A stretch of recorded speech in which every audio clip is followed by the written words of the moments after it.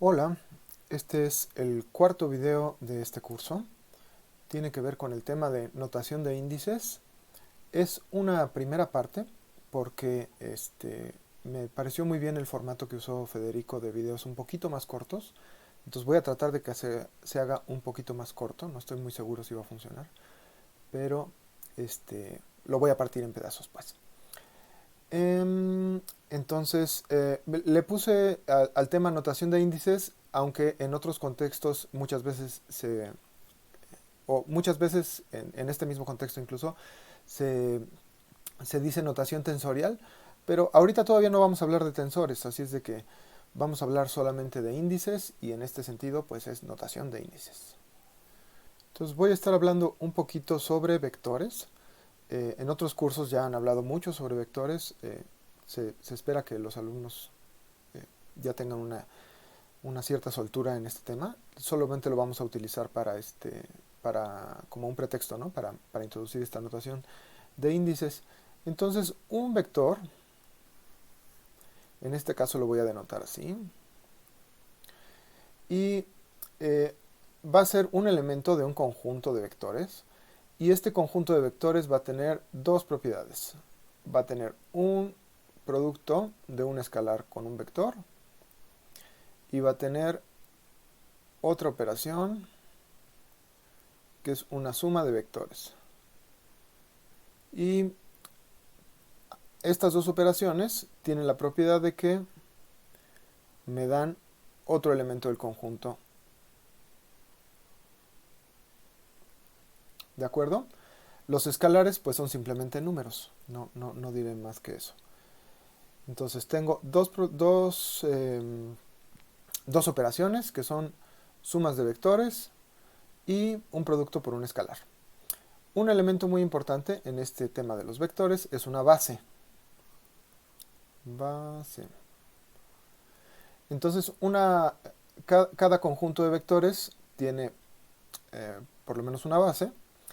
Y esta base, el chiste es que es un conjunto típicamente más pequeñito que voy a estar denotando de esta manera, con una E y una numeración. E1, E2 y E3. Casi siempre en nuestro curso vamos a tener bases de 3 vectores. Y tienen la propiedad desde luego que si yo utilizo las operaciones que acabo de definir arriba sobre los elementos de la base excepto uno,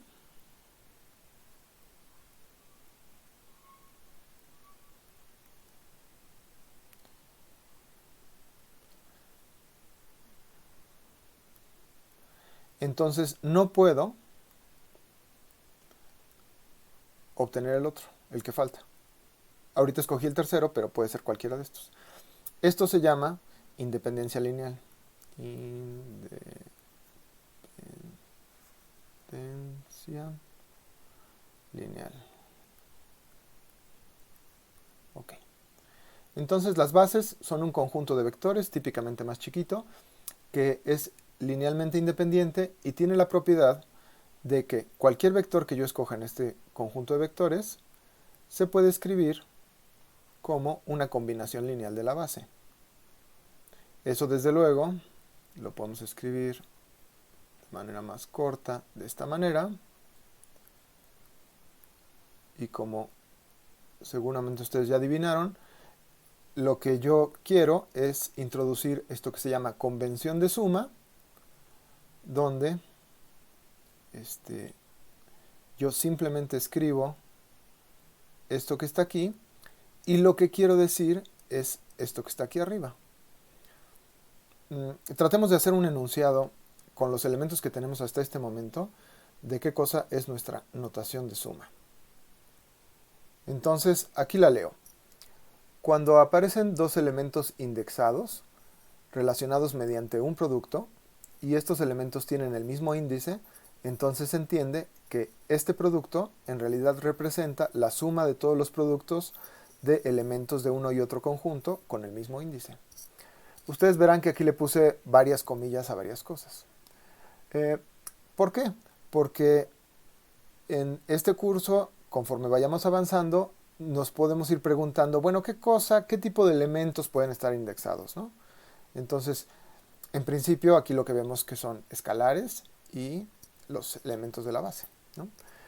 Y la otra cosa que puede ser un poquito, que requiere un poquito de sutileza, es qué tipo de producto puede aparecer aquí, ¿no? Como voy a discutir en este video, existen varios tipos de producto. En principio, este que aparece aquí es un producto de un escalar por un vector, y el otro que va a aparecer en este tipo de notación, de convención de suma, es un escalar por otro escalar, ¿no? Pero bueno, podemos preguntarnos qué pasa con los otros productos también. Listo. Una cosita que no dije aquí es que la i, cosa que yo espero que ustedes hayan adivinado, toma valores 1, 2 y 3, y casi siempre en este curso va a tomar valores 1, 2, 3. Y la otra cosa que podemos decir es que cuando escribimos de esta manera un vector, entonces podemos decir que alfa 1 es la primera componente del vector A, y decimos que alfa i es la iésima componente. ¿Sí? Como para referirnos de manera general a la primera, segunda o tercera componente. Listo. La otra cosa que vale la pena decir es que estas componentes tienen sentido solamente cuando yo tengo claro cuál es la base. En muchos cursos se trabaja siempre con una base que vamos a llamar un poquito más adelante en este video cartesiana y rectangular. Y por eso casi nunca se menciona de manera explícita que cuando tenemos unas componentes nos referimos a esa base, ¿no? Entonces, ya sea que lo digamos de manera explícita o ya sea que se entienda por el contexto del curso o por el contexto de otra cosa, siempre tenemos que tener claro cuando hablamos de una componente a cuál base se refiere esa componente. En una base diferente, pues tendremos componentes diferentes. Entonces, nuestro enunciado es un poquito rebuscado, pero en la práctica resulta muy, muy sencillo. Hagamos algunos ejemplos sencillitos. Si yo escribo, por ejemplo, C es igual a SJ por WJ igual a A, entonces yo no tengo que tener, en este caso, completo conocimiento de qué cosa es S y qué cosa es W, pero lo que sí me queda claro de esta notación es que esto va a ser S1 por W1 más S2 he dicho, por W2 más S3 por W3. Y eso es igual a... otro ejemplo un poquito más complicado, que ustedes van a ver muchas veces, es F y J por alfa I igual a BJ, por ejemplo, ¿no?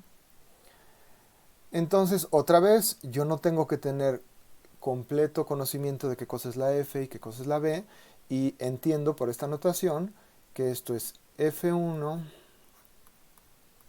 J por alfa 1 más F2 J por alfa 2 más F3 J por alfa 3, y todo eso es igual a BJ. Entonces, este ejemplo, desde luego, es un pretexto para observar que aquí aparecen dos índices. Aparece la I y aparece la J. Y el índice en el que puedo aplicar la convención de suma es la I, pero no la J. Como mencionaba el enunciado, para que se aplique la convención de suma, los índices tienen que estar repetidos. Otra manera de decir esto es que el índice I está contraído, y otra manera más es que el índice I es un índice dummy, que en español podemos decir índice mudo. Entonces nos distingue dos maneras en que aparecen los índices. Los índices, llamémoslo mudo en español, mudo, aparecen dos veces. Y seamos un poquito más precisos en cada término.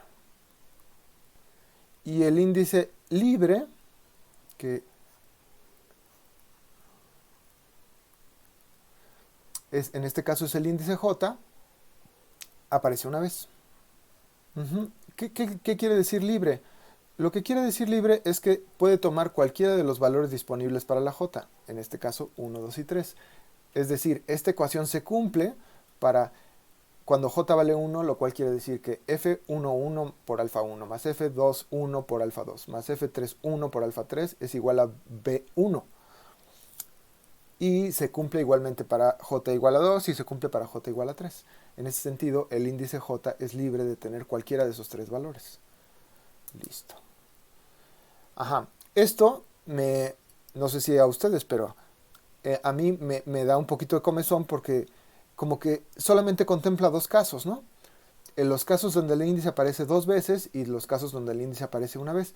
Y entonces me empiezo a preguntar, bueno, ¿qué pasa si los índices aparecen 3 veces o 0 veces o 5 veces, ¿no?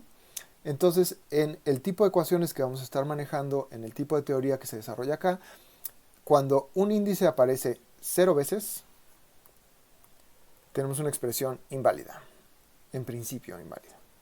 Cuando aparece 3, 4, 5 veces, inválida. ¿Qué es lo que queremos decir? Pongamos un ejemplo. Una expresión, por ejemplo, del tipo AI por BI por CI igual a 0, sería inválida. ¿Sí? Porque aquí aparecen 3 veces el mismo índice.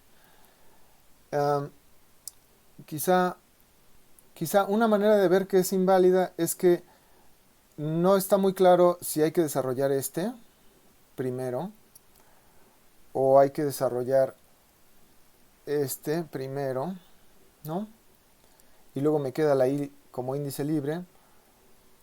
Posiblemente se podría definir como A1, B1, C1 más A2, B2, C2, pero no es el caso. La convención de suma no dice eso. La convención de suma nos dice que esta es una expresión inválida. Pongo otra. FI igual a RJ. Esta expresión también es inválida. Tiene un índice I libre de este lado y un índice J libre de este lado, ¿no? Pero no es el mismo índice. Una expresión válida sería FJ igual a RJ. En este caso lo que quiere decir es que la F1 es igual a la R1, la F2 es igual a la R2 y la F3 es igual a la R3. Pero esta de aquí arriba es inválida y no queda muy claro qué es lo que quiere decir bajo estas convenciones que estamos haciendo en este momento, ¿no? Quiero observar, y lo voy a poner en algún video un poquito más adelante, que hay veces en que vale la pena tener una cosa de este tipo donde tengo 3 índices, y en ese caso tampoco es mucho problema. Yo puedo perfectamente escribir un signo de suma aquí arriba y entonces queda perfectamente claro qué es lo que quiero decir, ¿no? En este caso no hay ambigüedad y la expresión es perfectamente válida, pero tengo que escribir el signo de suma, ¿no? Vamos a escribir una de esas un poquito más adelante. Bueno, otra que típicamente pueden encontrar y que es inválida sería FJ más A más RJ igual a SJ, por ejemplo. Entonces, el índice libre tiene que aparecer en en todos los términos de igual manera. Aquí no aparece. Entonces, esta sería una expresión inválida. La única excepción en este sentido es que si yo tengo un número, eso sí se puede escribir. Ahí sí no hay ambigüedad. FJ más 3 RJ igual SJ, ahí sí no hay problema. ¿Sí? Este está perfectamente claro que es y, y no invalida la expresión. Un último comentario sobre expresiones inválidas es que no deberían aparecer en las manipulaciones que nosotros hacemos, y entonces esa es una manera muy rápida de que cuando yo estoy haciendo mis cuentas y me sale algo de este tipo, es donde tengo que ir a revisar qué pasó, ¿no? Si me sale una expresión inválida, alto, no sigan desarrollando su ecuación porque algo falló y entonces vale la pena revisar otra vez. Listo. Bueno, otra cosa que se puede decir sobre índices libres e índices mudos, muy semejante a lo que estoy diciendo, es que se puede un poquito jugar con ellos. Si yo tengo una f que es una AI por una BI, y yo tengo una G que es una RI por una KI, entonces yo puedo perfectamente cambiarlos. O sea, esta ecuación significa exactamente lo mismo que AJ, BJ, o cualquier otra letra que yo escoja, ¿no? RS, KS. ¿Sí? Puedo cambiar la letra por la letra que yo quiera. Con los índices libres pasa lo mismo. Yo tengo un AI, es AI, por ejemplo, J por alfa J más FI más RI igual a BI, ¿no? Entonces, ¿qué es lo que tengo aquí?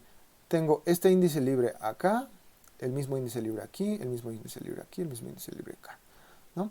Entonces, está perfectamente bien, es una expresión válida. Tengo este índice J que está contraído, pero yo puedo cambiar. Esta expresión significa exactamente lo mismo que acá J por alfa J más FK más RK igual a BK.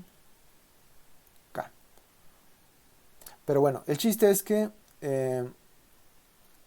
yo simplemente renombré la I, la renombré como K, y es exactamente la misma ecuación.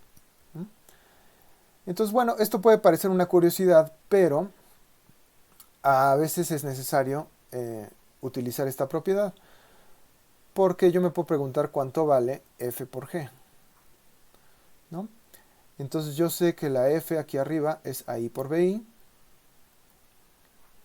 AI por BI, y yo sé que la G es RI por KI, y yo estoy tentado de escribir aquí RI por KI. Pero esto sería incorrecto porque lo que tengo es una expresión inválida porque tengo 4 veces la I. Y no estaría claro si lo que tengo que desarrollar es BI por RI o cualquier otra combinación, ¿no? Entonces, para librarme de esa ambigüedad, digamos, antes de hacer la sustitución, renombro la G como RSKS y escribo RSKS, y tengo una ecuación perfectamente válida donde está claro cuáles son las sumas que se desarrollan a partir de mi convención de suma, ¿no? Entonces, en este caso tenía índices iguales y tuve que renombrarlos para que fueran diferentes y para que yo pudiera tener una ecuación con la que pueda trabajar. Pero puede tener el caso contrario. Puedo tener F igual a I BI, y puedo tener una G minúscula que sea AJ por CJ, por ejemplo, ¿no? Entonces yo me pregunto cuánto es F más G. Claro que puedo sustituir, perfecto, AI por BI más AJ por CJ. Pero en manipulaciones que vamos a necesitar, yo quiero factorizar la A. Y resulta que aquí la A aparece con I y aquí la A aparece con J. Entonces, renombro uno de mis índices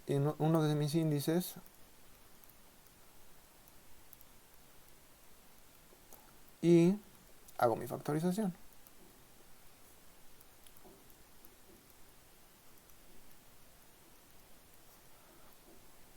Y funciona perfectamente bien.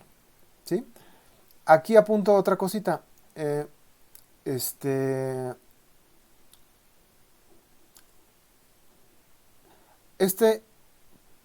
en principio, si yo les pregunto cuántas veces aparece la I, es perfectamente sensato decir que aparece 3 veces. Sin embargo, yo observo que aparece 2 veces en cada término. ¿Sí? Este término que le corresponde a esta beta tiene 2 veces la I porque es AI por BI. Y este término que le corresponde a la CI aparece 2 veces la I porque es AI por CI. Listo. Bueno, termino este video aquí y ahorita comienzo el siguiente.